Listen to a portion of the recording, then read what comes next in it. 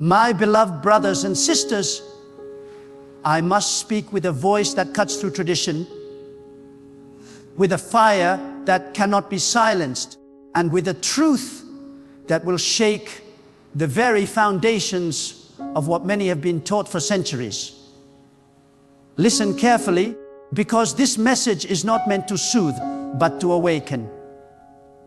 For too long, the people of God have been enslaved by man-made doctrines, shackled by religious institutions, and blinded by practices that have nothing to do with the heart of God. And one of the greatest deceptions that has crept into the house of God is the practice of tithing. Yes, I declare it boldly before you today. Tithing is a sin because it twists the truth, manipulates the faithful, and makes the worship of God into a transaction. Open your ears and let your spirit be alive. Do not turn away from these words. Do not allow fear, tradition, or the pressure of men to drown out the voice of God that is speaking through this truth. You have been told for years that if you do not give 10% of your income, you are robbing God. You have been threatened with curses, with financial ruin, with the loss of blessings.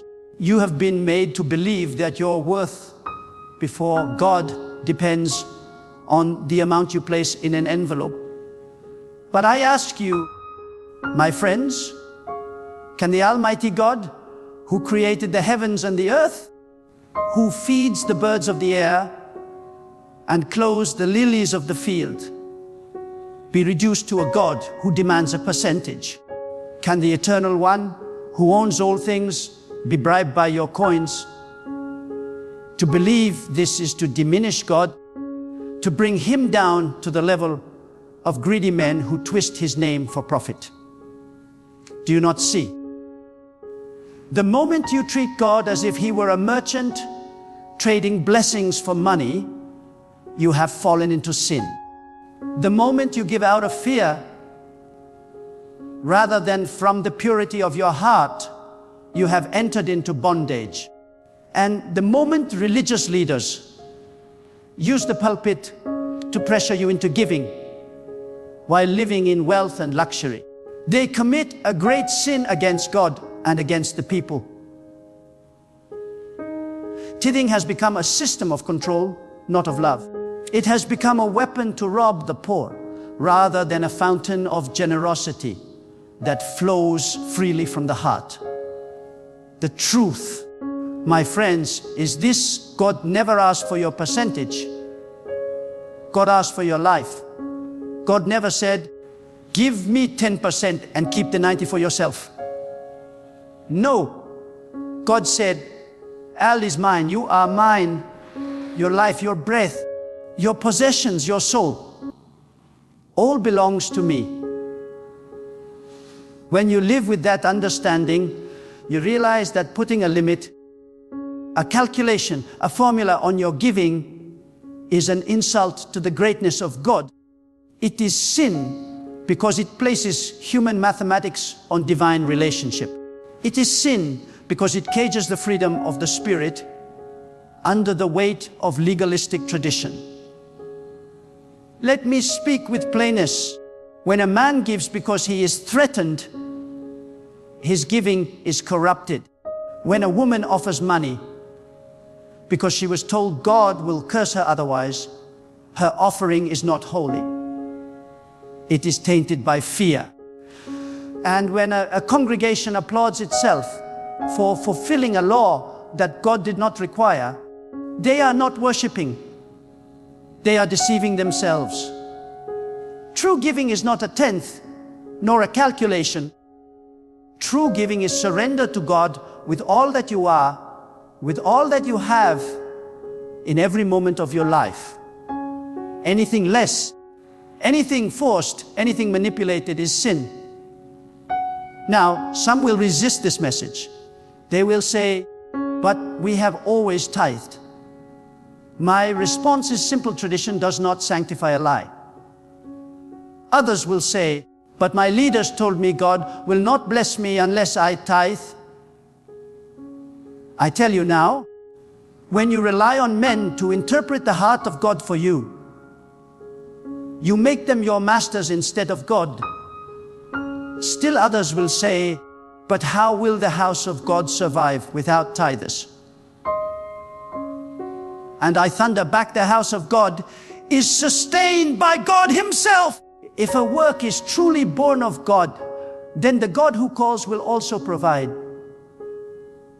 If a ministry collapses because tithes are not collected, then that ministry was not built on the foundation of God, but on the foundation of human greed. Do not misunderstand me. I am not against giving. I am not against generosity. In fact, I proclaim with all the fire within me that generosity is the very essence of living with God. But generosity must be pure, not polluted by threats. Giving must be from love, not from fear. Offerings must rise from joy, not from guilt. God loves a cheerful giver, not a fearful one. And when you give cheerfully, when you give freely, when you give without calculation, you are no longer bound by sin. You are free in God. My friends, tithing is a sin because it is used as a replacement for true devotion. People believe they can live however they please, commit whatever sins they desire, and then wash their conscience by giving 10%. But God cannot be bought. God cannot be bribed. God is not mocked. You cannot live in darkness and then think your tithe will open the gates of blessing. No. God demands your heart. God demands your obedience. God demands your holiness. And when you give your life fully to God, your giving will not be a percentage. It will be unlimited.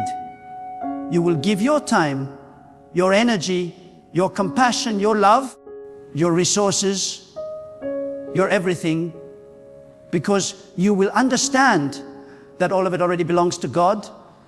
Do you see the deception? Religious leaders have turned God's people into spiritual accountants. Instead of teaching surrender, they teach calculation. Instead of calling you to holiness, they call you to percentages. Instead of leading you into the depths of God, they trap you in the shallow waters of financial obligation. And so entire congregations live in bondage, thinking they are pleasing God by handing over a portion, when in reality, their hearts remain untouched. That, my friends, is sin. That is the greatest tragedy. When God sees you, He does not measure your worth by the amount in your pocket.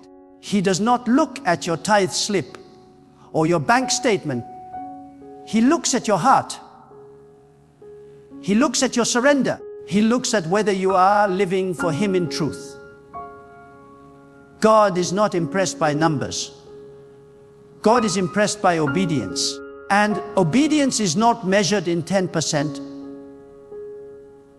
Obedience is measured in whether you are willing to say, God, all that I am and all that I have is yours. My beloved, listen carefully, for I speak with urgency, as one who carries a burden too heavy to remain silent. There are truths that comfort, and there are truths that cut. What I speak now is the latter. It will cut through the lies. It will pierce through the deception, and it will strike down the falsehood that has enslaved many. When you hear this, do not resist it, for it is the voice of awakening. Tithing has become one of the greatest stumbling blocks in the life of those who claim to walk with God, because it has shifted the focus from devotion to transaction, from surrender to calculation, from worship to business. And anything that shifts the heart away from God is sin. God is not a banker keeping ledgers of your wealth. God is not a merchant standing at the door of heaven, waiting for your payment before he releases his blessings. God is not bound to your coins, your notes, or your percentages.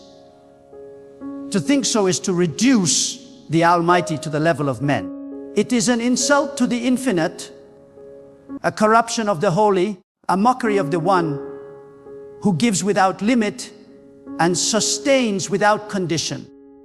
Those who demand your tithe are not speaking with the authority of God. They are speaking with the hunger of their own desires. They build kingdoms of stone and wood, while the souls of the people are starved of truth. They demand 1/10 of your labor, while giving you nothing but fear in return. Let us think with clarity. If tithing were truly the way to please God, then only the wealthy could be righteous. If the measure of your faithfulness were the size of your offering, then the poor would be forever condemned. But has God ever despised the poor? Has God ever rejected the broken because they could not bring silver and gold? No, God looks at the widow who has nothing but a small offering given with sincerity, and he sees more honor in her heart than in the vaults of the rich. This is the proof that God is not moved by the amount, but by the motive. This is the evidence that percentage-based giving is nothing more than human invention, chained to greed, and far removed from the heart of God. Tithing is sin because it teaches you to give by law, not by love. It teaches you to count your coins, but not to count your blessings. It demands you meet a number, but it ignores the state of your soul. What good is it if a man tithes faithfully, but his heart is cold, his lips are filled with lies, his hands are stained with injustice, and his spirit is far from God? Will God look upon his ledger and be pleased? No. God will say, I never asked for your 10th. I asked for your life. And I say to you, beware of those who twist the name of God for gain. Beware of those who turn his house into a marketplace. Beware of those who preach curses upon you unless you pay. These are not shepherds, they are wolves. They do not feed the flock, they feed on the flock. They do not represent the holiness of God. They represent the greed of their own bellies. And the tragedy is that many follow them blindly, fearing the curse of men more than they fear disobedience to God. My friends, if your giving is driven by fear, it is no longer holy, it has become corruption. If your offering is forced, it is no longer an offering, it has become extortion. And if your leaders place burdens on you that God has not commanded, they will answer before the throne of the Almighty. Understand this true. Giving cannot be boxed into percentages. True giving flows from the heart. True giving is not measured by calculation, but by sacrifice. When you surrender fully to God, you will realize that everything you have is already His. Your home, your income, your strength, your talents, your hours, they all belong to God. When you recognize this, you will stop asking, how much should I give? Instead, you will ask, God, how much can I keep back from you when all is yours? That, my beloved, is the freedom of the Spirit. That is the essence of devotion. That is the difference between giving out of law and giving out of love. Do not let anyone enslave you with threats of curses. For God is not waiting to destroy you because you missed 1/10 of your salary. God is not petty, counting your mistakes with a calculator in his hand. No, God is merciful, God is generous, God is boundless. The one who curses you for not tithing is not speaking for God, but against him. For God blesses freely, not conditionally. He opens the heavens, not because you paid a price, but because he is faithful to those who trust him. And hear me, if you give a tenth, thinking you have satisfied God, but you ignore the needs of your neighbor, you are in sin. If you place money in the hands of religious leaders, but turn away from the hungry, the thirsty, the orphan, and the oppressed, your tithe becomes an offense. God does not need your money. He desires your compassion. God does not require your tenth. He requires your justice. God does not hunger for your coins. He hungers for your heart. Do you know why tithing has been exalted so highly in many places? Because it is easier to manipulate money than to demand holiness. It is easier to command percentages than to preach repentance. It is easier to build buildings than to build souls. And so men have chosen the path of convenience, enslaving the people to law while ignoring the call to purity. But I declare to you today, God is not mocked. God will tear down every system that elevates money above truth. God will strip the masks from those who exploit his name. And God will raise up a people who will serve him with undivided hearts, unshackled from tradition, free to love, free to give, free to live wholly for him. So, my beloved, break free from the chains of this deception. Do not let your relationship with God be reduced to mathematics. Do not measure your faith by the size of your envelope. Do not think your standing before God can be bought or sold. Give to God with freedom, give with joy, give with compassion, give with the knowledge that everything belongs to him already. And when you live like this, you will see a life overflowing with peace, because you will no longer live under the burden of obligation, but under the freedom of devotion.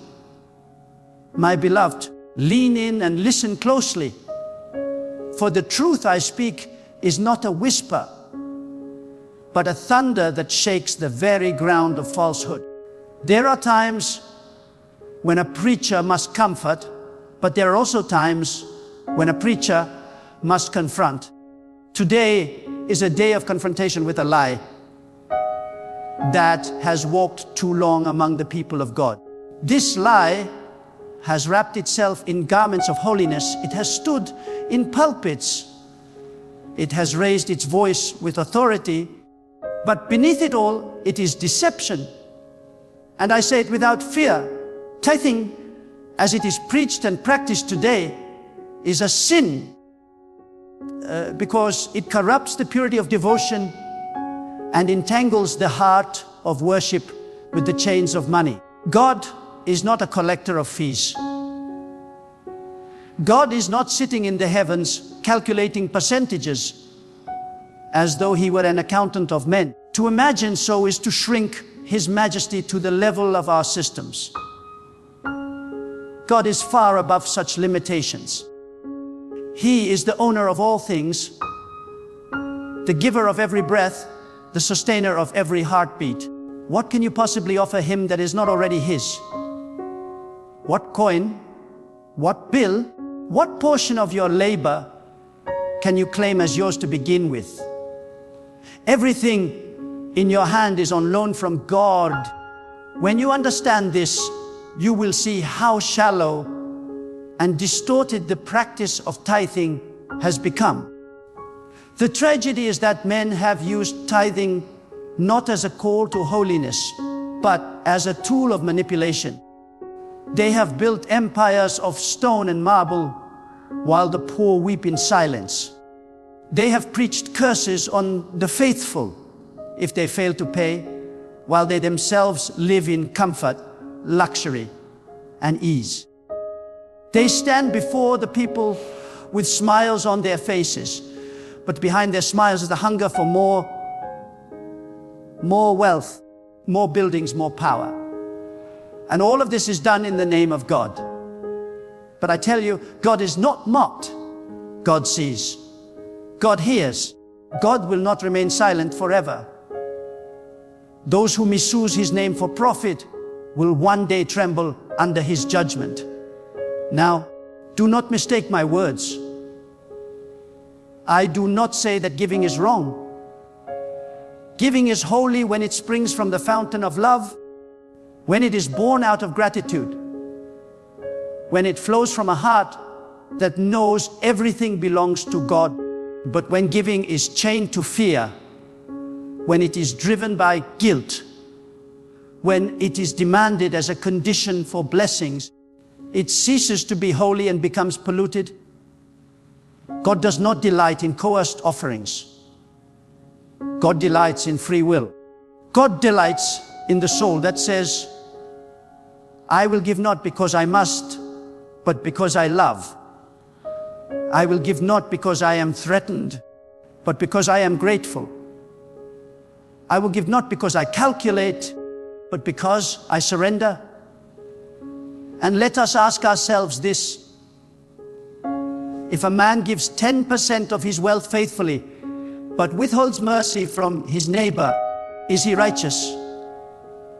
If a woman tithes every month, but harbors bitterness, envy, and deceit in her heart, does God receive her offering? No. For God does not measure devotion in numbers. He measures devotion in purity. God does not look at the portion of your money. He looks at the condition of your soul. The greatest offering you can give is not a tenth of your labor. It is the entirety of your life. The sin of tithing lies not only in its practice, but in its effect. It has created generations of believers who measure their relationship with God by their wallets instead of their hearts. It has silenced the call to holiness with the noise of financial obligation. It has turned the house of God into a marketplace where blessings are bought and sold. My friends, when you see religion reduced to transactions, know that you are no longer standing in the truth of God, but in the system of men. And here is another truth. God does not need your money to accomplish his purposes. If God desires a work to be done, he will provide the resources, whether through the hearts of willing servants or by his own unseen hand. If a ministry survives only because people are coerced into tithing, that ministry is not sustained by God, but by manipulation. And if it falls, when the tithers are removed, then it was never founded on the rock of God's provision. True works of God are upheld by his power, not by the forced contributions of his people. Let us also consider the poor, the widow, the orphan, the laborer struggling to put food on the table. Do you think God is pleased when they are pressured to give the little? They have to maintain the wealth of institutions. Do you think God will curse a hungry child because his parents could not produce a tenth of their wage? God is not cruel. God is not unjust. God is not a tyrant demanding payment from the weak. God is merciful, and his mercy is greater than the traditions of men. Hear me now. The holiest form of giving is not measured in percentages, but in sacrifice. If a man with abundance gives 10% and keeps 90% for his pleasure, while another with little gives freely out of his need, who is more righteous before God? It is the one who gives with sincerity, not calculation. It is the one whose gift cost him something, not the one who gave out of excess. God sees not the amount, but the weight of the sacrifice. And often, the smallest gift in the eyes of men is the greatest treasure in the eyes of God. Therefore, do not be deceived. Do not measure your faithfulness by the ledger of percentages. Measure it by the depth of your surrender. Measure it by the purity of your heart. Measure it by the love you show to those in need, the justice you uphold in your dealings, the humility with which you walk before God. That is the true God requires, not your money, but your life. My beloved, open your heart, for I speak not with the authority of men, but with the weight of truth that flows from the reality of God. Too long have chains of tradition been mistaken for the voice of God. Too long have the faithful been trapped in systems that God never commanded. And the strongest of these chains is tithing, a practice that has been exalted above obedience, elevated above mercy, and substituted for true devotion. But I tell you now with unshakable conviction, this is not the way of God. God does not desire your calculation. God desires your consecration. God does not seek your percentage. God seeks your purity. Look around you at the world. Do you not see how the love of money has corrupted the hearts of many? Do you not see how it has crept even into the house of God, clothed in religious garments, carrying the name of holiness, yet driven by greed? When money becomes the center, God is pushed aside. When men preach more about giving than about righteousness, the altar has been defiled. Tithing, as it is taught today, feeds this corruption because it conditions the mind to think that blessings are bought, that curses are avoided by payments, that God can be managed like a creditor. This is an offense to the holiness of God. God cannot be bought. God cannot be bribed. God is not swayed by numbers written on envelopes. God looks deeper. He looks at your thoughts, your intentions, your actions, your very soul. If your money is laid on the altar, but your heart is absent, God rejects it. If you give 10%, but your life is filled with deceit, God despises it. If you pay faithfully yet ignore the cry of the oppressed, your offering rises as smoke, but not as worship. It rises as judgment. For what pleases God is not your tithe, but your truth, not your silver, but your sincerity. Hear this. When you treat God like a business partner, you dishonor Him. When you give to Him expecting a guaranteed return, you insult His greatness. When you hand over a percentage and believe that settles your obligation, you diminish His authority. God is not a merchant. God is the creator, the master, the Lord of all existence.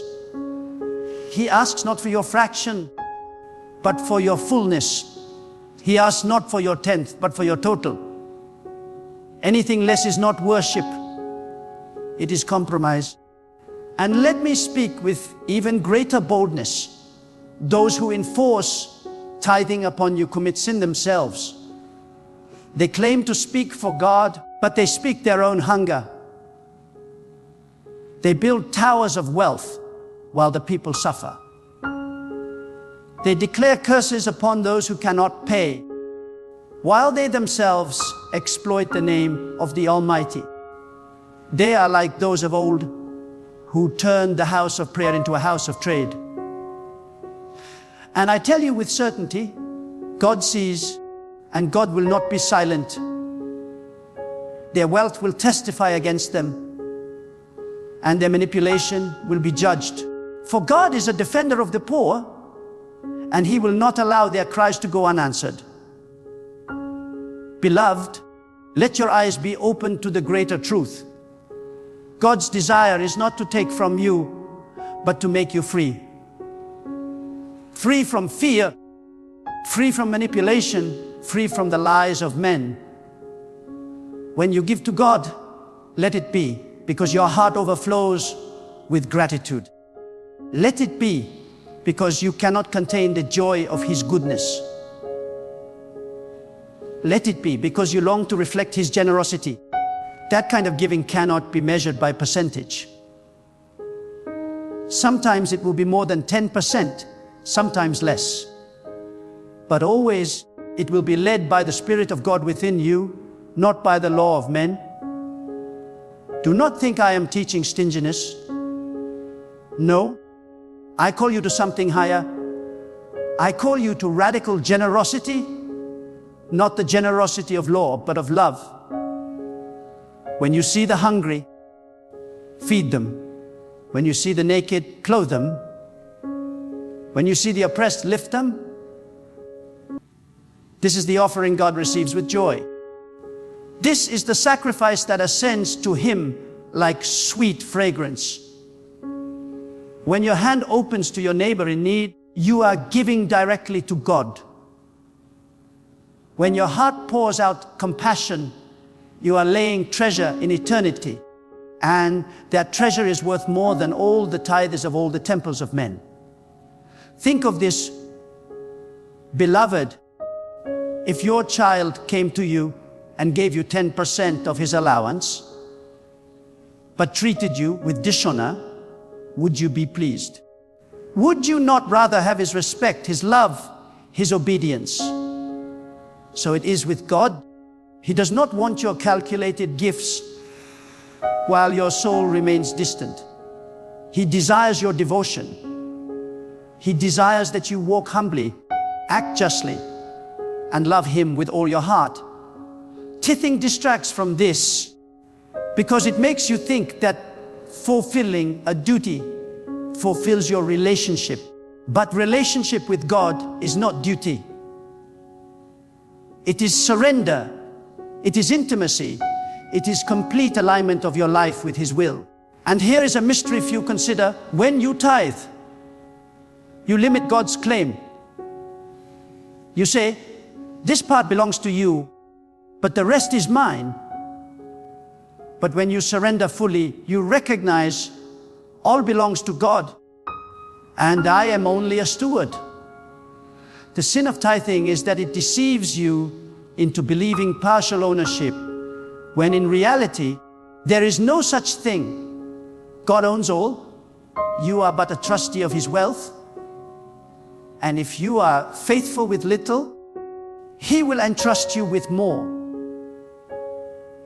Not because you gave a tenth, but because you lived as one who knows nothing is yours to begin with. Therefore, beloved, tear down this idol of percentages. Refuse to be enslaved by fear. Refuse to let men place curses upon you that God never declared. Refuse to live as an accountant in the presence of the Almighty. Live instead as a child before your Father, free, surrendered, overflowing with gratitude. When you live like this, your giving will have power, not because of its amount, but because of its purity.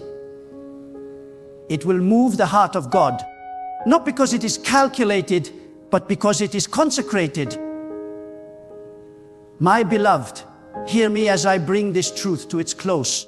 The voice of God is not a voice of oppression, nor a voice of fear. It is a voice of freedom, a voice of purity, a voice that calls His people out of bondage and into the light of truth. Tithing, as it has been preached by men, is not the pathway to God.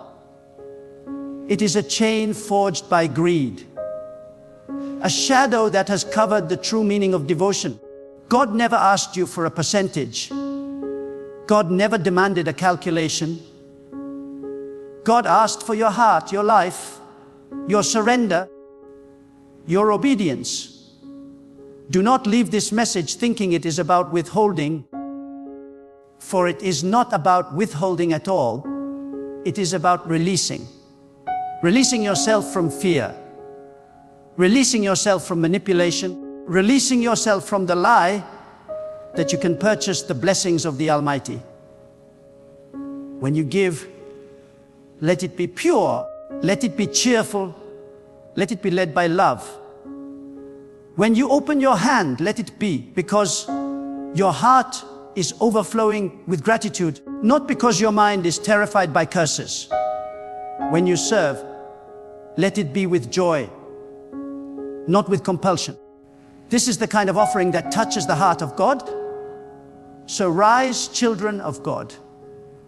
Rise above tradition. Rise above manipulation. Rise above the empty threats of men. Walk in freedom. Live in surrender. Let your life itself become the offering. Let your every breath be a gift to the one who gave it. Let your compassion, your justice, your humility, your love be the true tie that God desires. And when you live like this, you will discover that the windows of heaven do not open because you paid. They open because you trusted. They open because you walked with God in truth. They open because you gave Him not a tenth, but all. This is the call, this is the truth, and this is the freedom. All belongs to God. All is sustained by God. All returns to God. Give Him not your portion, but your everything. And you will find that in losing nothing for Him, you gain everything from Him.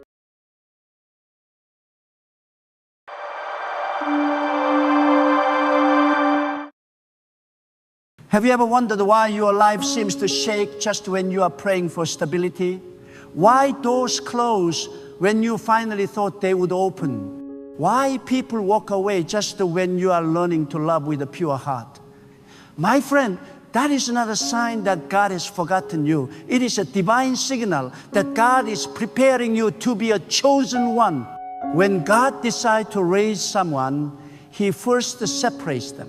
He first breaks what is weak, exposes what is false, and purifies what cannot walk into the next season. What you call a breakdown, God calls a refinement. What feels like a rejection is often His redirection toward your true destiny. You see, the chosen are not ordinary. They cannot blend in. They cannot rest in comfort. And they cannot walk the path of the crowd. God molds them in silence, tests them in storms, and anoints them in isolation. That is why your loneliness is not a curse, it is a classroom. That is why your waiting is not wasted, it is training. When God chooses a vessel, He empties it first. He removes what is not aligned with His will, because He wants His power to flow through a life that is pure, steady, and surrendered. When God begins to prepare someone to become a chosen one, the process is never gentle. It is not meant to entertain your comfort. It is meant to awaken your spirit. God shakes the ground beneath your feet so that you learn how to stand on faith alone. He removes the noise around you so that you may finally hear His voice. You will begin to notice that life takes on a sacred tension. The old desires no longer satisfy you, yet the new calling has not fully revealed itself. You feel suspended between two worlds. That, my friend, is the first sign that God is setting you apart. When you are chosen, He disrupts your normal. He no longer allows you to find the pleasure in meaningless things. What once made you happy now feels empty because your soul is being reprogrammed to crave the divine. In that season, confusion becomes your companion. You will ask, why does everything I once relied on now fail me? And the answer will not come from people, it will come from silence. God uses silence to train His chosen. When you stop hearing the voices of men, you are finally positioned to hear the whispers of God. The chosen must learn to stand even when heaven seems quiet. For silence is not absence, it is sacred instruction. God hides in the stillness so that your inner hearing becomes sharp. You learn that guidance does not always come as a thunderous voice, but often as a deep inner knowing that only the faithful can discern. The second sign that God is preparing you is that He begins to isolate you. The isolation of a chosen one is a holy ground. You will see people walk away without explanation. You will be misunderstood, even by those who once swore loyalty. And you will feel tempted to chase after them, to explain yourself, to prove your worth, but God will not allow it. He is teaching you to stand alone with Him. When He wants to make you powerful, He first teaches you to depend on no one but Him. Solitude becomes your sanctuary. In that solitude, you will cry, you will pray, and you will finally surrender. God will show you that the strength of the chosen is not found in numbers, but in intimacy with Him. The world trains you for recognition. God trains you for revelation. The world teaches you to build a connection. God teaches you to build a conviction. Then comes the third sign, the shaking of your foundation. Everything you trusted, your plans, your resources, your identity begins to fall apart. You may lose the job you thought was your dream. You may see a relationship collapse that you believed was unbreakable. You may find yourself questioning everything you ever knew. Do not panic. God breaks what cannot carry His glory. He removes what cannot sustain your next level. The chosen are not built on the sands of emotion. They are built on the rock of faith. When God shakes your foundation, it is not to destroy you, but to rebuild you in His strength. The chosen one must be unshakable, and the only way to become unshakable is to be shaken. And then something begins to change. Deep within you, the fourth sign appears, a new hunger for God that you cannot explain. You will crave His presence more than comfort. You will seek His approval more than applause. The noise of the world will begin to irritate you. You will start guarding your time, your mind, and your energy. This is not pride, it is preservation. God is drawing you into deeper waters. The chosen cannot dwell in shallow faith. They cannot feed on temporary emotions. They must drink from the living stream of divine connection. You will begin to sense that you are being called to something greater than yourself. And this awareness will burn within you like fire. The fifth sign that God is preparing you is warfare intense. Personal, invisible warfare. Suddenly, life feels harder. Temptations increase. People turn against you for no reason. Doors that should open remain shut. You will be tested on every side. But remember, the enemy does not fight the unchosen. The storms you face are evidence of your spiritual weight. The greater the calling, the greater the resistance. God allows these battles not to harm you, but to harden you. You are being trained for dominion. The chosen are not made in comfort. They are forged in combat. Every battle you survive becomes proof that you are equipped for purpose. The fire you walk through today is preparing you to carry the light of tomorrow. And while the world sees your struggle, God sees your preparation. He watches how you respond when you feel forgotten. He observes how you react when doors stay closed. The chosen are always tested in waiting. Waiting is God's classroom for endurance. He will delay answers, not because He is cruel, but because He is crafting patience. You will learn to worship without evidence, to trust without clarity, to walk without seeing the next step. This is where faith matures, when you can say, even if nothing changes, I will still trust God. That declaration moves mountains in the unseen realm. It announces to the universe that your loyalty cannot be bought by blessings nor destroyed by pain. The sixth sign that God is preparing you is when your sensitivity to righteousness increases. You can no longer tolerate what others call harmless. You can no longer engage in gossip, deception, or vanity.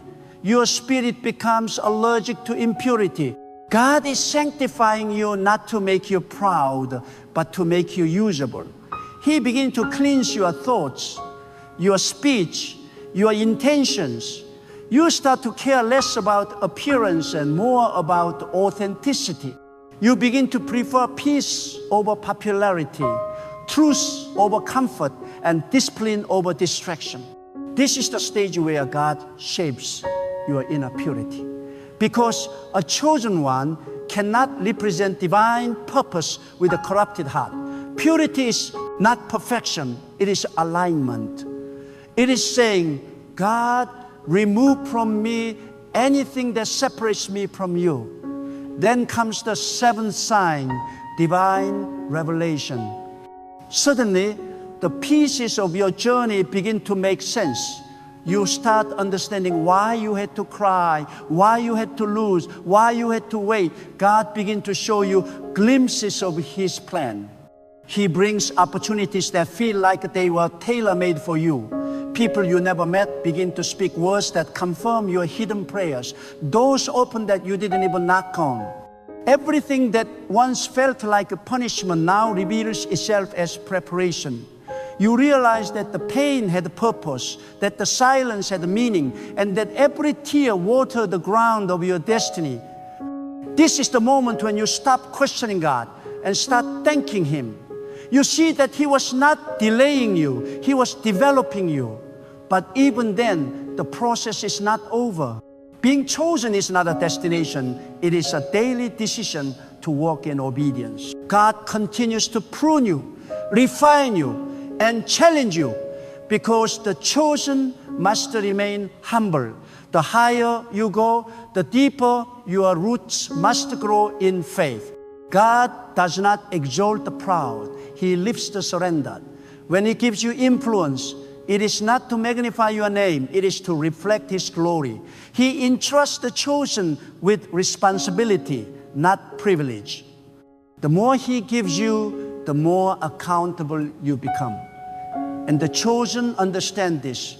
They know that every gift must serve, every blessing must bless, and every elevation must glorify the one who gave it. You see, the chosen are not those who boast about being chosen. They are those who bear the weight of their calling in silence. They are the one who love when others hate, who forgive when others retaliate, who persevere when others quit. They are the one who bow their heads when praised and lift their eyes when persecuted. They are not perfect, but they are persistent. They do not shine by their own light, but by the light that flows through them. And because of that, they cannot be destroyed. No weapon formed against them prospers, because their strength does not come from this world. It comes from the hand of God. When God prepares a person to be a chosen one, He begins to change everything about the way they see the world. What others chase, they begin to walk away from. What others laugh at, they begin to weep over. What others ignore, they begin to feel deeply in their spirit. This is not sensitivity, it is spiritual awakening. God opens their eyes to see beyond what is visible, to sense what others cannot. You begin to discern the intentions behind the smiles, the truth behind the words, and the spirit behind the action. That is not paranoia, it is divine discernment. God cannot send the blind soldier into battle. So He first trains your vision. He sharpens your inner sight so that you are never deceived by the illusions of the world. You begin to see that not everything that glitters is gold, and not every opportunity is from God. During this stage, confusion often meets revelation. God shows you glimpses of your future, but not the full picture.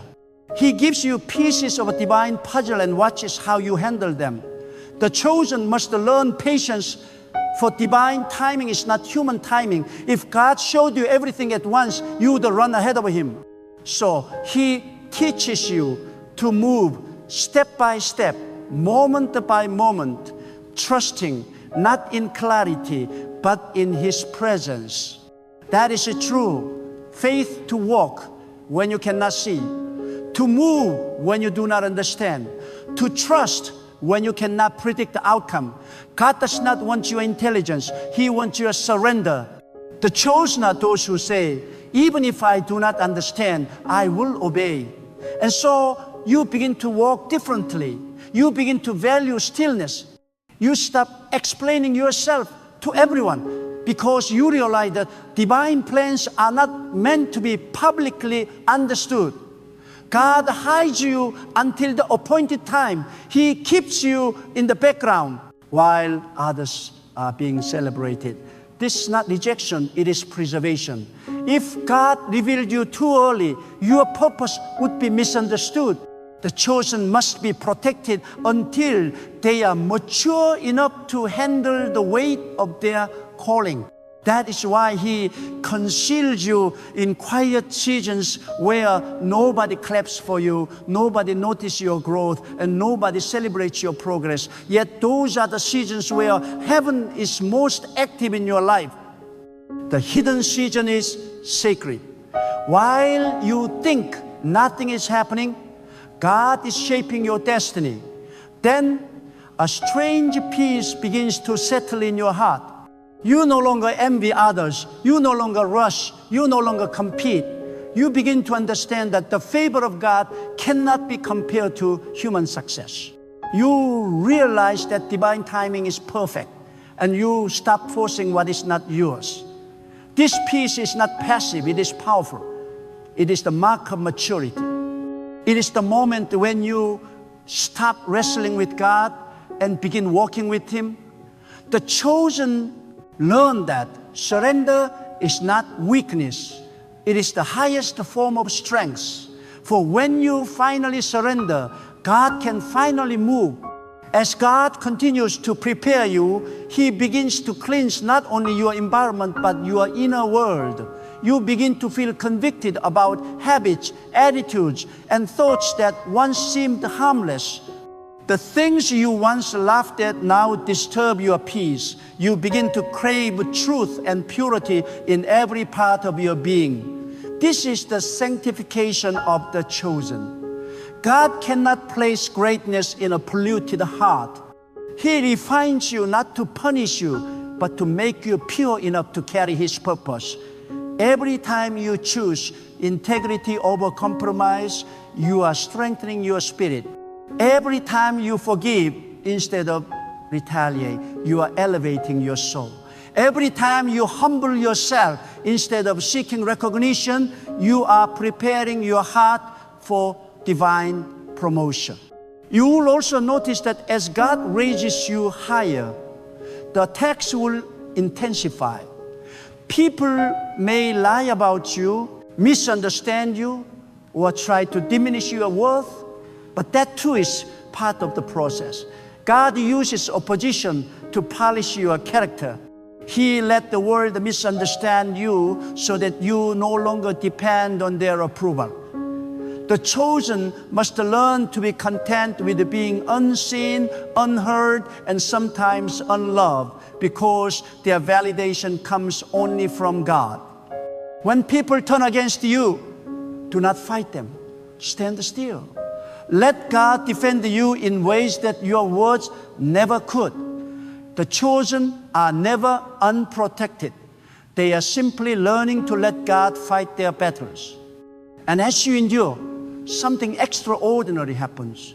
Your heart expands. You begin to love differently. You no longer love for what you can get. You love because it reflects the nature of God. You begin to forgive easily because you realize that bitterness slows down your destiny. You begin to bless those who curse you because you understand that no curse can reach what God has already chosen. You stop arguing with fools. You stop explaining your worth. And you stop chasing validation. This is spiritual loyalty, the quiet confidence that comes from knowing that your value was defined by God long before anyone doubted you. Eventually, your faith deepens to the point where storms no longer frighten you. When problems come, you no longer ask, why me? Instead, you say, what is God teaching me through this? That shift in mindset is one of the most powerful signs of divine preparation. The chosen see purpose in pain, lessons in loss, and direction in delay. They stop running from difficulty and begin to see it as divine training. God builds your strength through resistance. Just as muscles grow by lifting weight, your faith grows by carrying trials. Every challenge is shaping you into someone who cannot be easily broken. The chosen are not fragile, they are fortified. Then comes the moment when God begins to increase your spiritual authority. The words you speak start to carry power. You will say something and it will happen. You will pray and doors will open. You will declare peace and chaos will calm. This is not arrogance. It is alignment. When your will merges with God's will, your words carry creative force. The chosen are given this power not to boast, but to bless. They speak life where others speak doubt. They restore what others destroy, and they uplift what others abandon. God entrusts them with influence because their hearts are anchored in humility. And yet, even in this power, God keeps you humble. He allows small reminders that you are still human, moments of weakness, moments of fear, moments of failure, not to shame you, but to keep you dependent on Him. The chosen understand that power without humility becomes poison. That is why God keeps a thorn in the side of the mighty to remind them that their strength is borrowed, not owned. Every time you feel weak, it is a reminder that the same God who called you is the one sustaining you. Soon, the blessings begin to manifest. Opportunities appear, connections form, resources flow. What was once difficult now becomes effortless. But even then, the chosen remain watchful. They know that blessings are not rewards, they are responsibilities. God does not bless you so you can sit in comfort. He blesses you so you can serve. The chosen understand that their wealth, influence, and wisdom are not theirs to keep. They are tools to uplift others, to heal the broken, and to reveal the goodness of God through action. That is the final transformation of the chosen, from seeking blessing to becoming a blessing. And when the world sees you, they may admire your success, but only you and God will know the price you paid in the secret place. The nights of prayer, the tears of surrender, the seasons of silence, these are the foundations of your greatness. The chosen do not rise by accident. They rise through obedience. Every yes to God was a seed planted in faith, and now the harvest is visible. But remember this, what God gives, He can take away. The chosen never idolize the gift. They worship the giver. That is why they remain unshaken even when the season changes. Their roots are too deep, their faith too strong, and their purpose too clear. When God prepares you to be a chosen one, He also prepares the world around you to recognize what He has placed within you.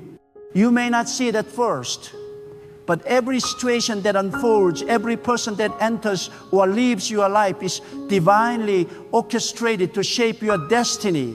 God never wastes moments. Even the smallest encounters, the briefest conversations, and the most unexpected turns are part of a larger sacred pattern. You may think it is coincidence, but there are no coincidences in divine preparation. The chosen walk on the divine choreography. Every step, every delay, every twist is intentional. What feels random is revelation waiting to unfold. There will come a moment when you begin to notice that your old identity no longer fits. The things that once defined you, your achievements, your status, your possessions, start to lose their grip. You begin to feel detached from what once gave you pride. That is not confusion. That is transformation. God strips away your dependence on external things so you can rediscover your true worth in His presence. He wants you to know who you are without titles, without applause, without validation. The chosen are not defined by what they have. They are defined by what they carry within. God's approval is their crown, and His purpose is their identity. In this transformation, your desires begin to shift. You stop asking for comfort and start asking for strength. You stop praying for ease and start praying for endurance. You stop seeking what is temporary and start longing for what is eternal. This is a divine sign of maturity. God cannot entrust great purpose to those still ruled by temporary cravings. The chosen learn to crave the eternal peace that cannot be stolen, wisdom that cannot be corrupted, love that cannot be shaken. And so God begins to rewrite your desires, teaching your heart to hunger for what heaven values. The more your heart aligns with His will, the more power flows through your life. But with great purpose comes great testing. Every chosen soul must walk through a wilderness. The wilderness is not punishment, it is purification. In the wilderness, God removes every crutch, every distraction, every illusion of control. You are left with nothing but faith. That is where you discover the truth that faith is not built when life is easy. It is built when nothing makes sense, yet you still trust. The chosen emerge from the wilderness not bitter but better, not empty but filled with unshakable strength. They learn that dependence on God is not weakness, it is divine wisdom. The wilderness teaches you that when you have nothing left but God, you have everything you need. And when you emerge, you will realize that God did not change your surroundings first. He changed you. Because destiny does not begin when your circumstances change. It begins when your character transforms. Many want to be chosen, but few are willing to be changed. God is not looking for perfection. He's looking for surrender. The chosen are not the most talented or the most intelligent. They are the most obedient. They are those who say, God, even if I do not understand, I will follow. Obedience is the language of the chosen. It is the key that unlocks divine elevation. Once obedience becomes your foundation, God begins to entrust you with the secrets. He starts to whisper ideas, visions, and insights that others cannot see. You will wake up with an inspiration that seems to come from nowhere, but it comes from heaven. You will begin to speak with a wisdom that surprises even you. This is not your own intelligence. It is divine revelation. God gives hidden knowledge to those who can be trusted to use it for good. The chosen are carriers of light in dark places, instruments of truth in a world drowning in lies. God reveals what is hidden because He knows you will not use it for pride, but for purpose. As your awareness deepens, you will begin to see how fragile worldly power really is. Those who build their lives on wealth, fame, or approval seem strong, but one gust of divine wind can scatter everything. The chosen know that real power is not in position, it is in presence. When you carry the presence of God, no environment can overpower you. You could walk into chaos and bring peace, stand in darkness and radiate light, face rejection and still feel complete.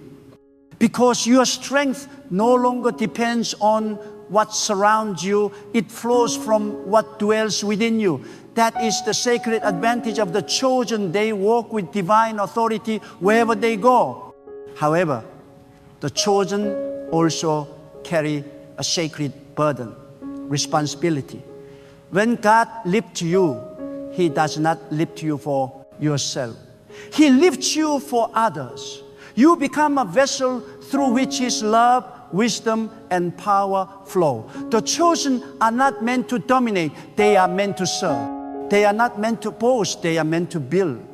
The higher God takes you, the more you must stoop to lift others. Power in divine hand is not a weapon, it is a healing tool. God entrusts influence to those who know how to use it with humility.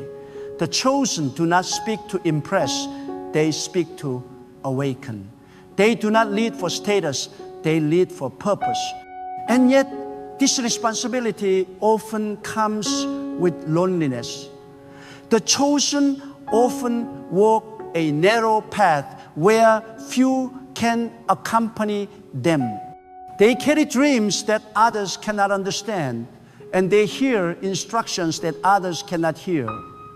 At times, you will long for companionship, for someone to truly see what you carry, but God will remind you that being misunderstood is part of your anointing. Solitude becomes your sanctuary.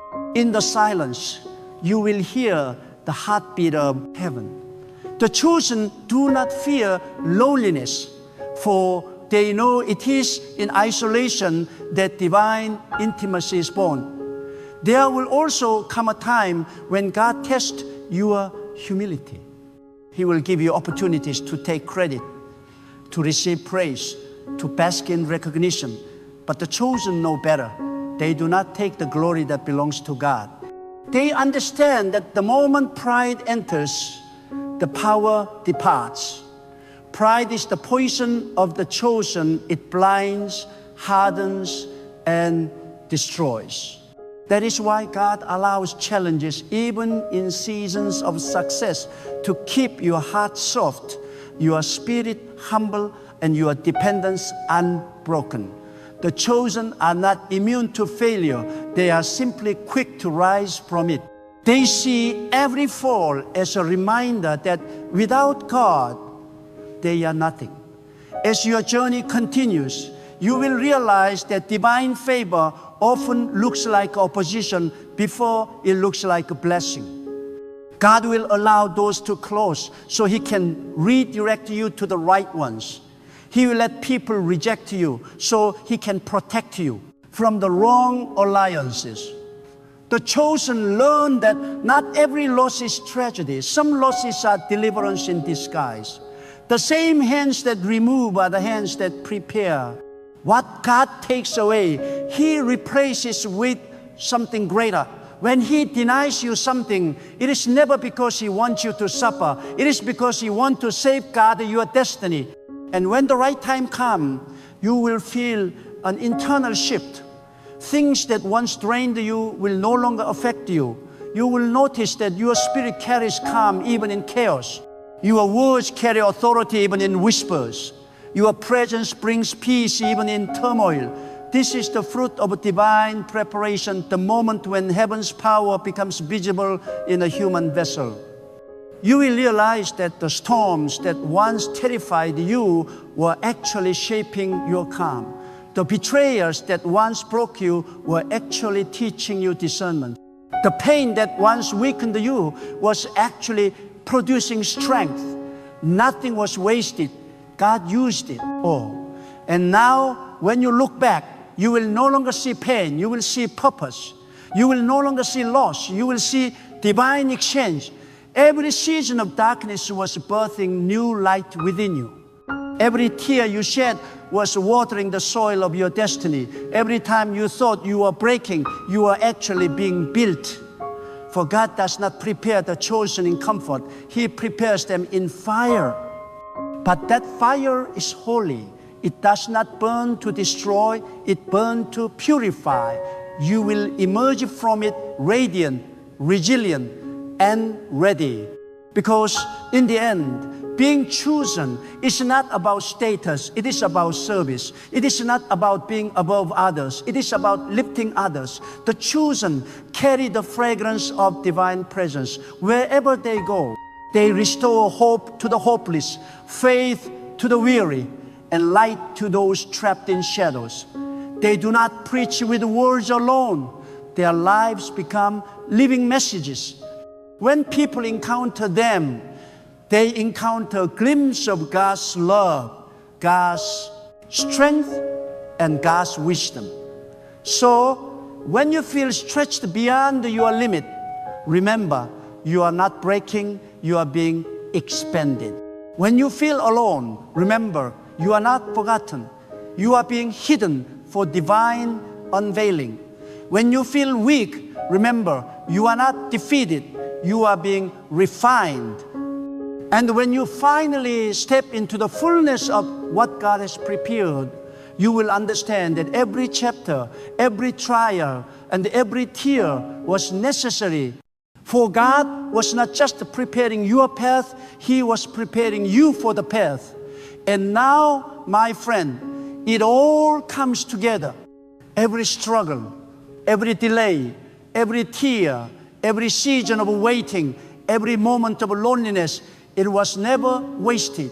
God has been at work in you, molding you, shaping you, and preparing you to step into a life of divine purpose. The chosen are not born from comfort. They are forged in trials, polished in silence, and strengthened in faith. What once felt like setbacks were actually set-ups. What once felt like rejection was actually protection. What once felt like confusion was actually clarity forming in your spirit. You have been prepared to walk a path that few will understand, to carry a calling that few will recognize, and to fulfill a destiny that only God could orchestrate. The power, wisdom, and authority you now possess are not yours. They belong to God. And through obedience, your life becomes a living testament of His greatness. The chosen do not seek recognition. They radiate influence. They do not seek validation. They embody purpose. They do not rely on human strength. They thrive in divine power. So step forward boldly with unwavering faith, knowing that God has equipped you for every challenge, every battle, and every opportunity ahead. Walk with confidence, because you are a vessel of divine preparation, a bearer of sacred purpose, and a reflection of God's unmatched wisdom and power. Every season of pain, every moment of testing, every step of solitude has been necessary to prepare you to rise as a chosen one. Trust that God's plan is perfect, that His timing is flawless, and that your life, fully surrendered, will reveal the glory, the authority, and the extraordinary purpose that only He can bring forth. Your journey is not easy, but it is divine. Your path is not crowded, but it is destined. And your life is not ordinary, but it is chosen. The world may not understand, but God does. And that is all that matters. Walk forward, steadfast and unshakable. For you are prepared, you are purified, and you are chosen. Your time has come. Your purpose awaits. And God, in His infinite wisdom, is already orchestrating the fulfillment of everything He has promised to you.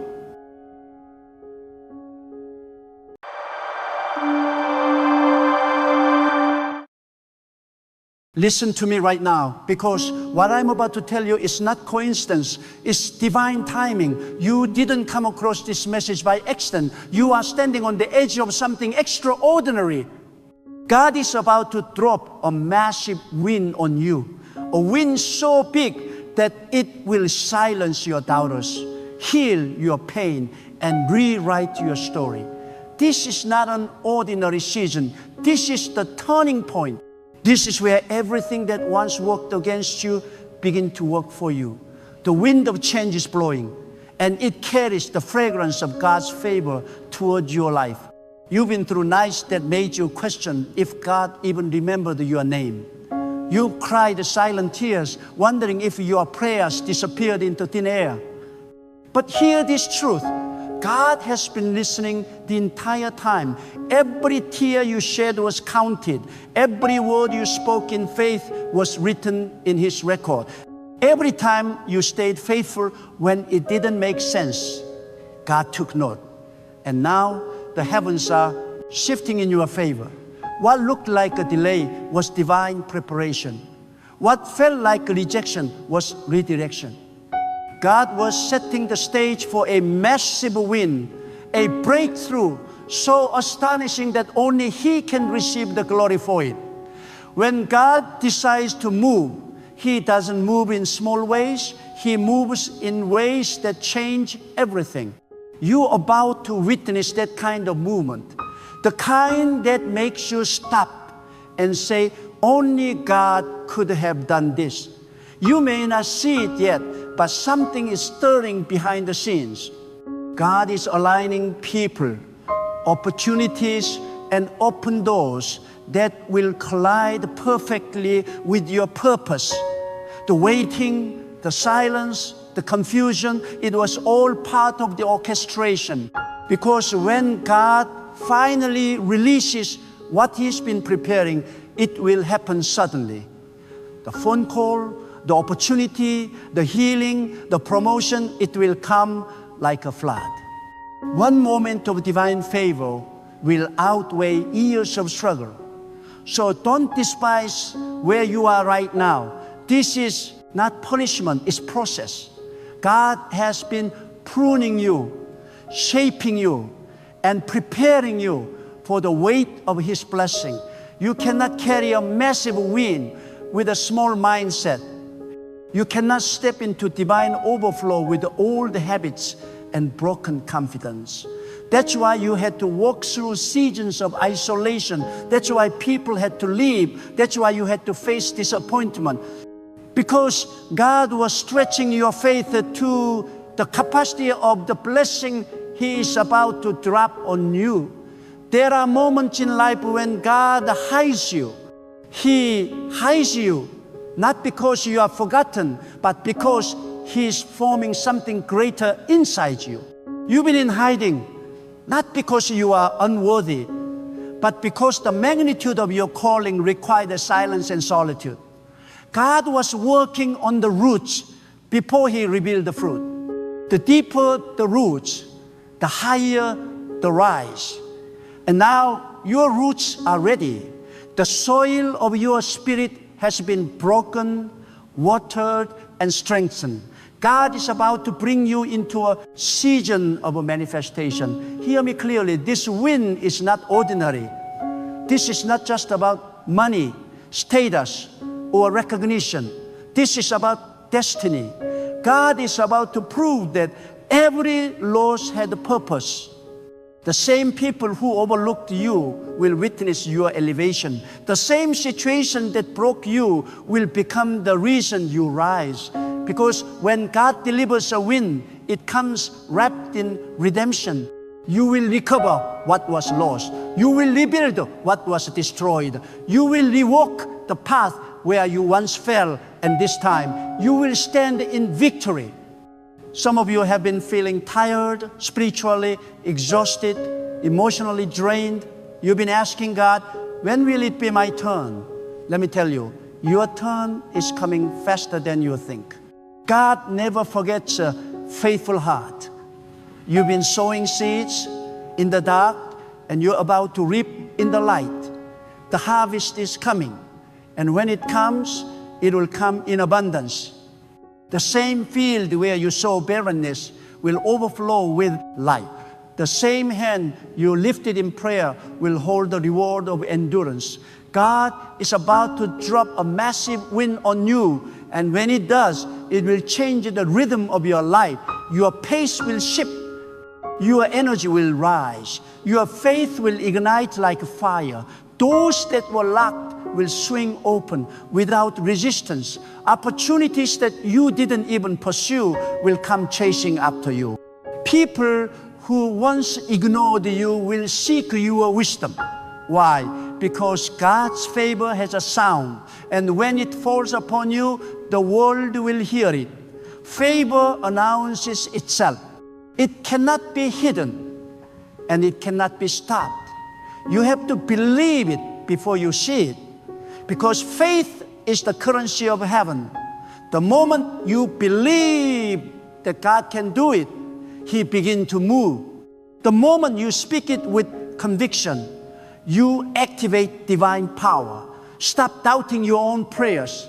Stop rehearsing your failures. Stop comparing your timeline to others. God's plan for you is unique. Your delay was not denial, it was design. Every time something didn't work, it was because God was preparing something better.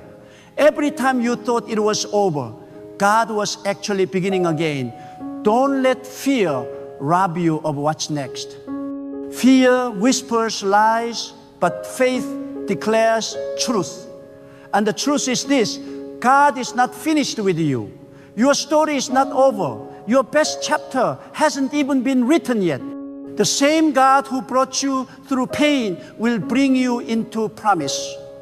You are about to see the evidence of His hand in your life like never before. The people who thought you were finished will have to watch God lift you higher. The same circumstances that once crushed you will now serve as your platform.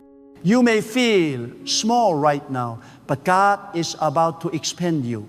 You may feel unseen, but God is about to showcase you. You may feel forgotten, but God is writing your comeback. The stone that was rejected is becoming the cornerstone. The last is becoming first. The weak is becoming strong. Because when God releases favor, He doesn't ask permission. No gate can block it. No enemy can stop it. No system can contain it. The divine decree has already been spoken over your life. And when God says yes, no force on us can say no. Your wind will not be quiet. It will echo through the lives of others. It will inspire those who are struggling. It will prove that faith still works. When people ask, how did this happen for you? You will simply say, God, because only He could take you from where you were to where you are going. You didn't climb by luck. You were lifted by divine power. And when God lifts, He lifts completely. He doesn't just bless you halfway. He blesses you beyond expectation. The pain you endured was never wasted. God used it to refine you, not define you. He used it to build a spiritual muscle, not to break your spirit. You've been tested because your blessing is heavy. Only those who survive the fire can handle the gold. You've survived the storms that would have destroyed others. You've stood through winds that would have broken others. That's why you're still here, because God has something massive to release through you. You've proven faithful in the famine, and now you will feast in abundance. Some of you are about to step into rooms you didn't even apply for. You're about to receive blessings that weren't even on your radar. That's how God works. He surprises you. He blesses you in ways that exceed logic. He does it so that you never mistake His blessing for coincidence. What's coming your way will have divine fingerprints all over it. It won't make sense to the human mind, but your spirit will know it's God. But here's the truth.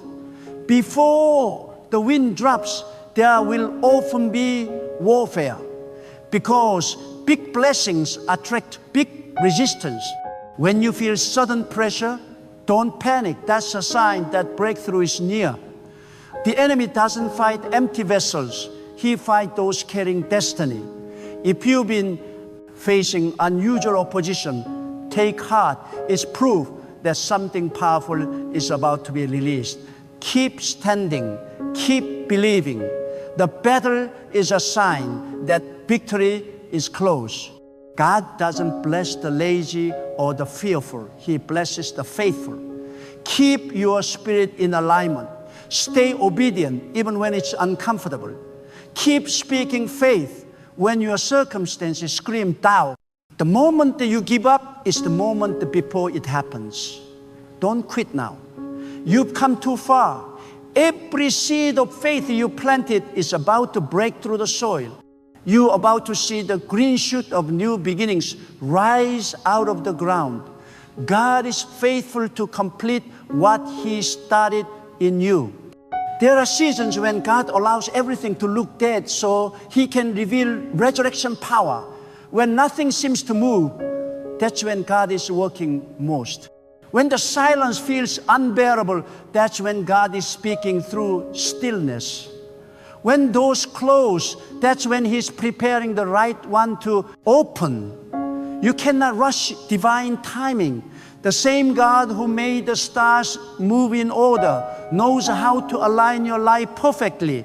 You don't have to push the door open. God will open it when the time is right. Your next season will not require the same energy as your last. You will move with a grace, not grind. You will attract instead of chase. You will rest while God works. Because when favor falls, it removes friction. Things that once felt difficult will flow easily. Relationships will align effortlessly. Resources will appear without struggle. You won't have to force it, because divine order doesn't need effort. It needs faith. Your faith is about to be rewarded.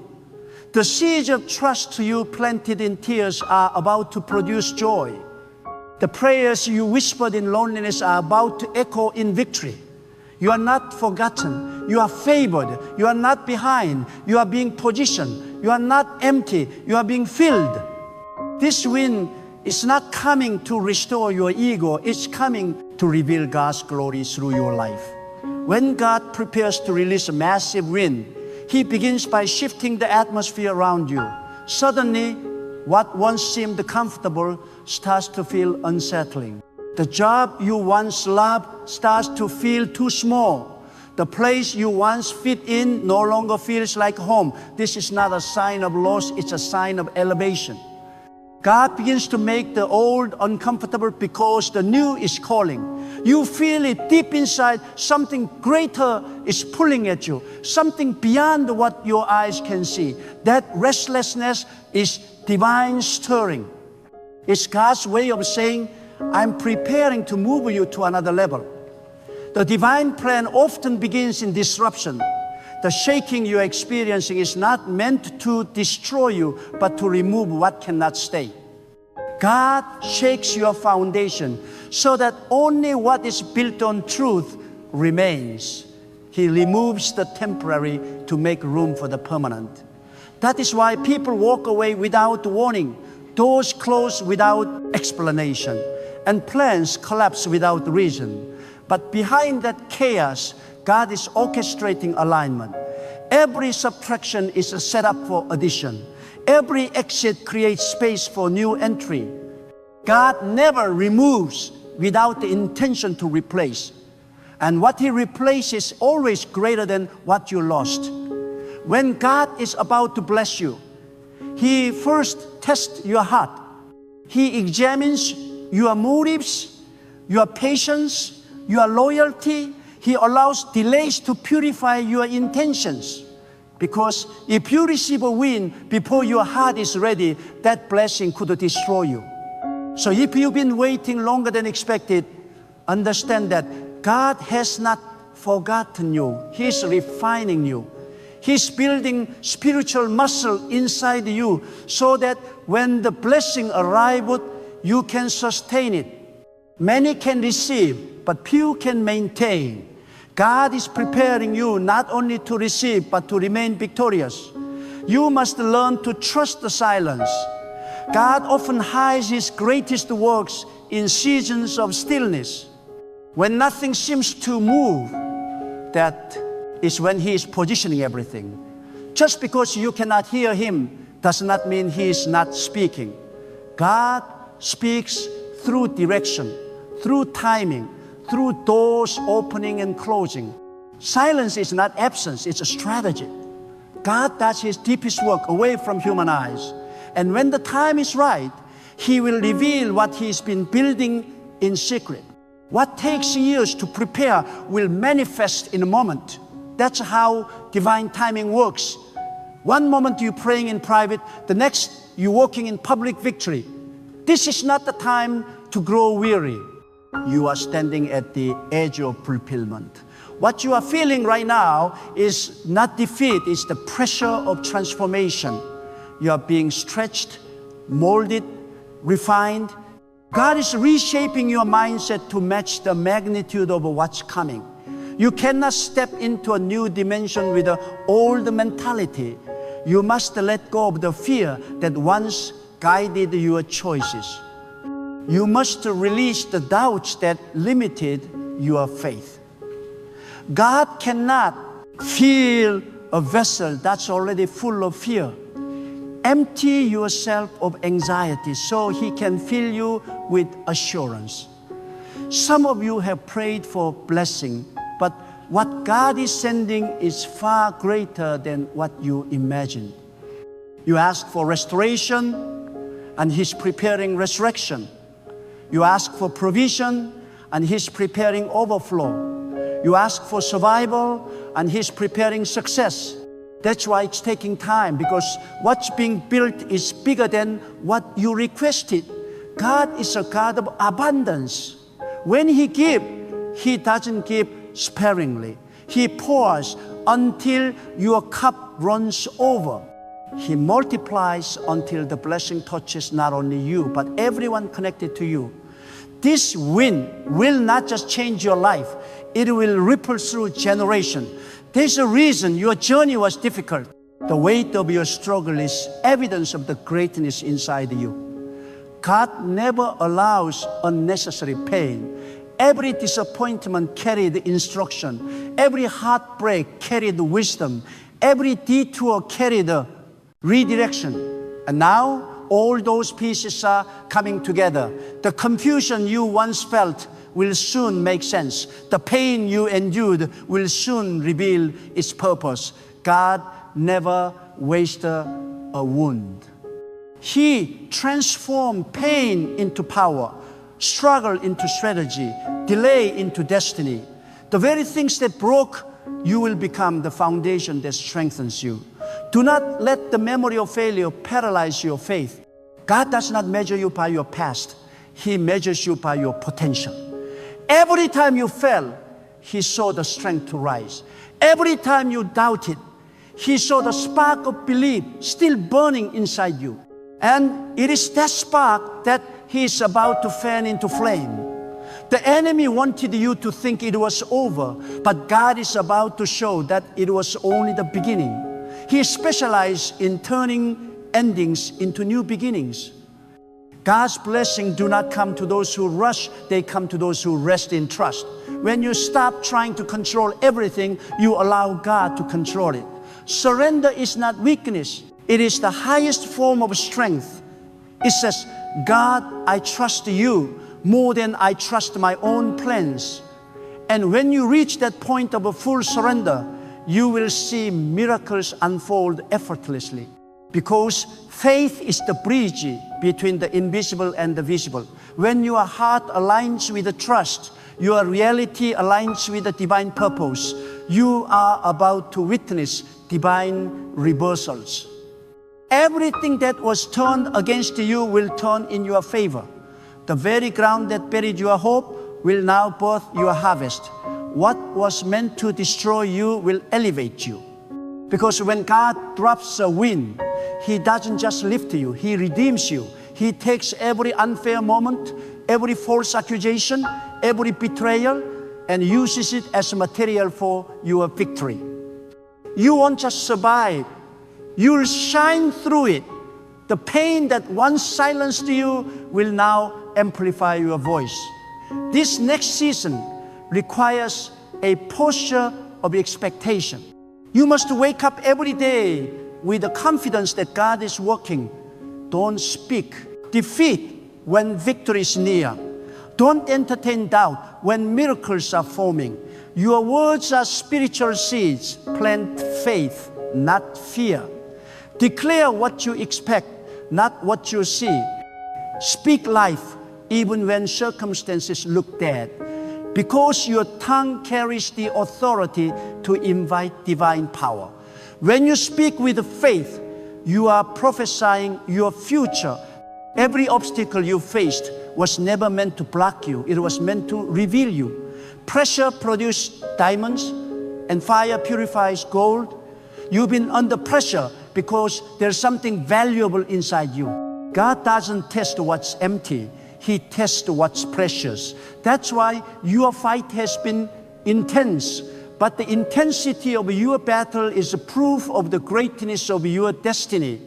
The harder the storm, the stronger the sail. You were built for this. God trusted you with this journey because He knew you would not break. There will be moments when it looks like nothing is happening, but in the unseen, everything is shifting. God's hand moves quietly before His glory is revealed publicly. The next chapter of your life is already written in heaven. It's only a matter of time before it unfolds on earth. You won't have to chase what's yours. It will find you. What carries your name cannot be taken by another. The moment God decides it's your turn, everything that belongs to you will align effortlessly.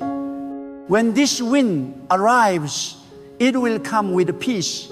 You won't have to fight for it or defend it. You will simply walk into it, because what comes from God carries no sorrow. It flows with grace.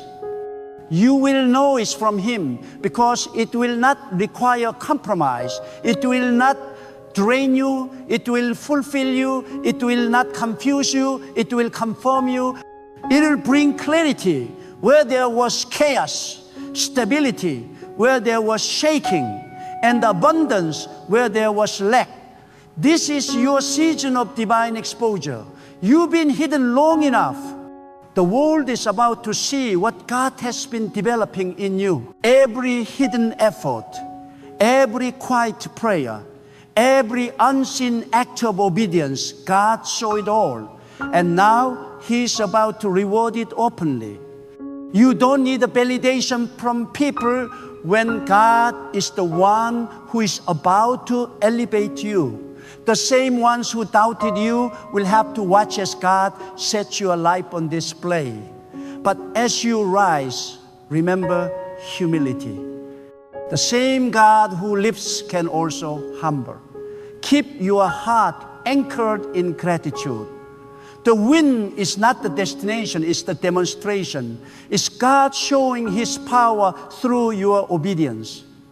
The higher you go, the deeper your roots must remain in faith. Never allow success to make you forget the source of your strength. The blessing must always point back to the blesser.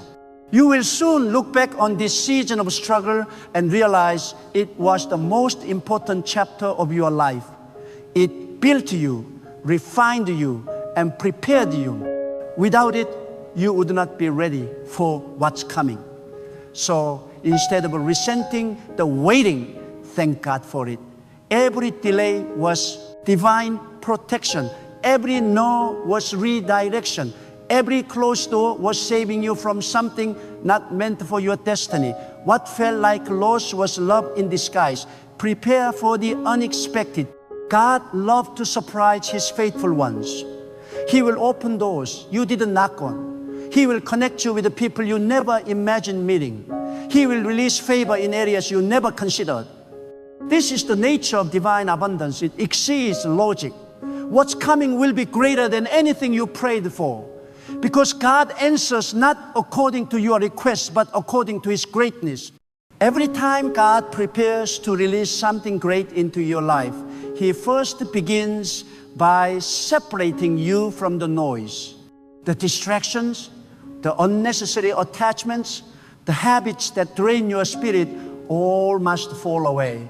Because when God is about to deliver something massive, He requires focus. He doesn't bless confusion. He blesses clarity. The silence you are in right now is not punishment, it's purification. God is cleansing your environment so your spirit can hear clearly, see clearly, and receive clearly. You cannot carry divine abundance with a divided attention. That's why He has been closing doors and cutting ties. It's not rejection, it's realignment. When a seed is buried in the ground, it looks like it has been forgotten. It's dark, it's alone, and nothing seems to be happening. But inside that darkness, life is forming. The soil that seems to suffocate is actually protecting. The silence that feels endless is actually necessary. Because when the right season comes, the seed breaks open and growth begins. That's exactly what God has been doing with you. You've been buried in obscurity, misunderstood by others, underestimated by many. But what they didn't see is that beneath the surface, you were growing. And now, that divine seed of purpose inside you is ready to break forth. The season of emergence has arrived. God is about to lift you from the hidden place and place you in the position of visible favor.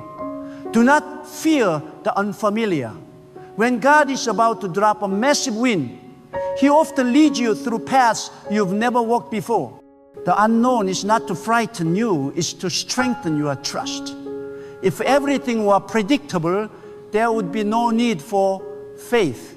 God deliberately places you in situations where your wisdom ends, so His wisdom can begin.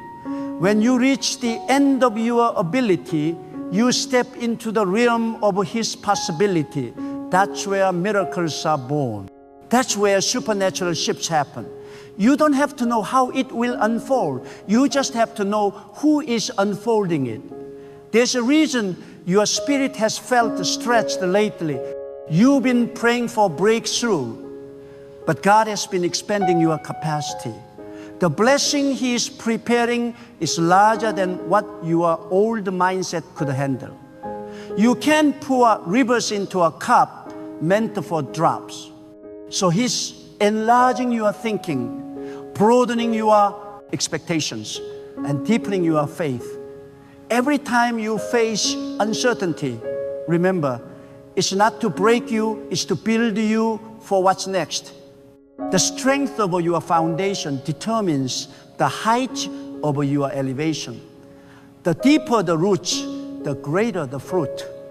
You may look around right now and see nothing changing, but God never begins His work on the surface.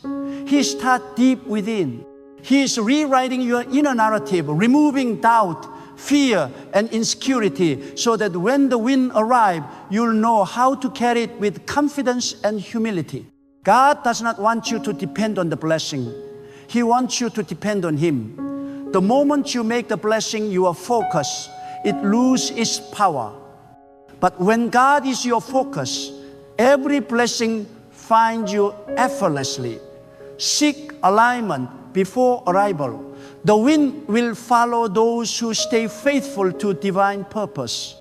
When God lifts you, it will not just be for your comfort, it will be for your calling. The wind He is preparing is not random, it is strategic. Through your breakthrough, others will believe that God still moves in power. Your story will become a testimony. Your rise will become evidence that faith still works. That is why you must hold your head high and walk with integrity. God is not just giving you wind, He's giving you influence. And influence is sacred. It must be handled with wisdom and humility. Understand this truth. Sometimes God delays the wind because the wrong people are still connected to your life. He cannot release divine favor where disloyalty dwells. He will not pour abundance into a place where it will be mishandled. That's why people have drifted away. That's why relationships ended suddenly. You didn't lose them. God removed them to protect the next season of your life. The blessing that's coming cannot survive in a toxic environment. God is preserving you for purity, not popularity. Your spirit must rise before your situation does. Many want the result without the refinement. But God knows that if He gives you a massive wind before your spirit matures, you will mishandle the miracle. So He allows seasons that stretch your endurance and test your faith. You've had to praise in pain, believe in silence, and keep walking when everything in you wanted to stop. But that's what made you strong enough to handle what's coming. You've proven that your faith is not dependent on circumstances, it's anchored in conviction. And that kind of faith is what attracts divine power. When God releases favor, it comes suddenly. You may wait for years, but when the time comes, it happens in an instant. One encounter, one opportunity, one open door, and everything changes. The same people who once overlooked you will begin to notice you. The same situation that caused the pain will become the platform for your rise. God does not operate in human time. He operates in divine timing. You may think you are late, but in His design, you are right on schedule. Some of you are walking through a transition that feels uncomfortable. It feels like everything familiar is falling apart. But what if this isn't falling apart? What if it's falling into place? What if the very discomfort you are feeling is the signal that a new chapter is opening? God often allows endings to create beginnings. He removes stability, not to destroy it, but to replace it with something unshakable. So if your life feels uncertain, take heart. It's because you're being positioned for divine certainty. Your win will not look like everyone else's. God is personal. He tailors every blessing according to the design of your purpose. Don't compare your journey to others. Comparison blinds you to your own miracle. You don't need what they have. You need what God prepared for you. And what's meant for you will not pass you by. Even if it seems delayed, it's still destined. What God shields for your life cannot be stolen, cannot be reversed, cannot be sabotaged. And remember this, God never forgets the faith of those who trust Him in the dark. You prayed, you've waited, you've endured, and God has seen it all. Not one act of faith goes unnoticed. Not one prayer goes unanswered. The silence was never neglect, it was preparation. Heaven has been recording your endurance, and the time of release is near. The season of waiting is giving birth to the season of winning. You are about to walk into the manifestation of everything you believed for, cried for, and stood for. This win will not just restore your strength, it will restore your name. God is about to redeem your reputation. Those who misjudged you will be silenced by the evidence of divine favor. Those who doubted you will have to acknowledge that God's hand has been upon you all along. And when that happens, remember humility. You are being lifted not to boast, but to bless. The higher God raises you, the greater your responsibility to lift others. Sometimes the greatest proof of faith is how you respond when nothing happens. Will you still praise when the doors stay closed? Will you still trust when the path remains dark? Will you still move forward when there's no sign of progress? Because faith is not built in victory, it's built in the valley. God uses valleys to develop vision. The reason you had to walk through pain was so you could recognize the value of peace. The reason you faced loss was so you could carry compassion. Now, when the blessing arrives, your heart will know how to handle it with grace. When God gives you the wind, don't run from responsibility. Blessings are assignments. With every gift comes divine expectation. You are not just being blessed for yourself, you are being positioned to impact others. The abundance coming to you is meant to flow through you. Don't hold the blessing, share it. Don't hide your light. Let it shine so others can see that faith still prevails. You are the vessel through which God's glory will flow. Your destiny is calling louder than your doubt. The same power that created the heavens is now working behind the scenes of your life. Do not measure your progress by what you see. Measure it by what you feel in your spirit. You can sense that something is shifting.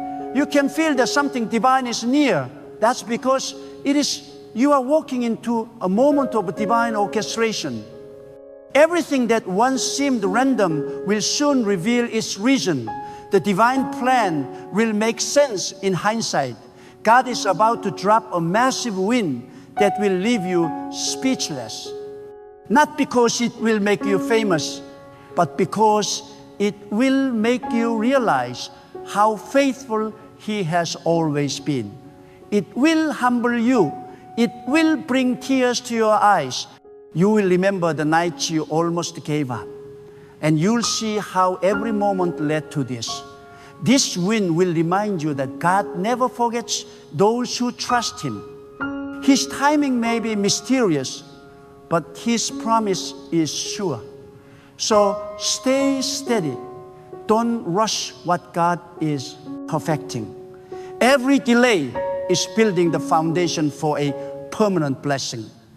Temporary victories can be manufactured by effort, but eternal ones come only by divine timing. Let God complete His work in you. When He's done, no one will be able to deny the transformation. This win will be more than success. It will be revelation. It will show you what happens when a person chooses faith over fear, patience over panic, and surrender over struggle. The divine record of your endurance is about to be rewarded. The same heavens that watched your tears will now witness your triumph. The doors that once refused to open will swing wide without resistance. The people who turned away will see you rise in grace. And in that moment, you will understand why God made you wait. Because what's coming is not ordinary, it's sacred. It's the kind of a blessing that changes a generation. It's the kind of a wind that only God can deliver.